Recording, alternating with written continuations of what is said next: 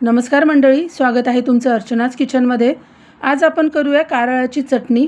अतिशय उपयुक्त अशी ही कारळाची चटणी आज आपण करणार आहे।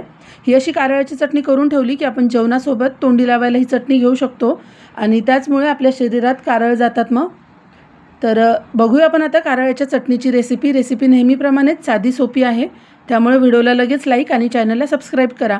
तर त्यासाठी बघा इथे मी 100 ग्रॅम कारळ घेतलेले आहेत आणि आपण आता हे कारळाची चटणी करून घेऊ। असे बारीक बारीक हे कारळ असतात, शरीरासाठी अतिशय फायदेशीर असतात हे कारळ। तर आता आपल्याला हे कारळ भाजून घ्यायचे चटणीसाठी। मंद आचेवर आपण हे कारळ आधी भाजून घेऊ। कुठलंही आपण काही भाजत असलो की ते मंद आचेवरच आपल्याला भाजून घ्यायचं, म्हणजे ते व्यवस्थित खमंग असं भाजलं जातं। तर मंद आचेवर हे कारळ मी आता 3 ते 4 मिनिटं चांगले भाजून घेते। कारळ भाजायला खूप जास्त वेळ लागत नाही, कारण ते छोटे छोटेसेच असतात ना, पटकन भाजल्या जातात, जास्त वेळ लागत नाही कारळ भाजायला। या कारळाचं वाटण वांग्याच्या भाजीसाठी पण बरेच जण वापरतात, खूप छान होते वांग्याची भाजी कारळाचं वाटण घालून केलेली। मंद आचेवर असे मी कारळ भाजून घेतलेत बघा, बऱ्यापैकी कारळ भाजलेले आहेत। असा चटचट आवाज येतो, आपण तीळ भाजताना जसा आवाज येतो त्याचप्रमाणे कारळ भाजताना सुद्धा आवाज येतो। तसा चटचट आवाज यायला लागल्यानंतर मी त्यामध्ये 2 चमचे जिरे आणि लसण पाकळ्या टाकून घेतलेल्या आहेत, म्हणजे कारळासोबत ते जिरे आणि लसण पाकळ्यासुद्धा थोड्याशा भाजल्या जातील। तर इथे आता अगदी 1 मिनिटभर परत मी हे जिरे आणि लसण भाजून घेते कारळासोबत।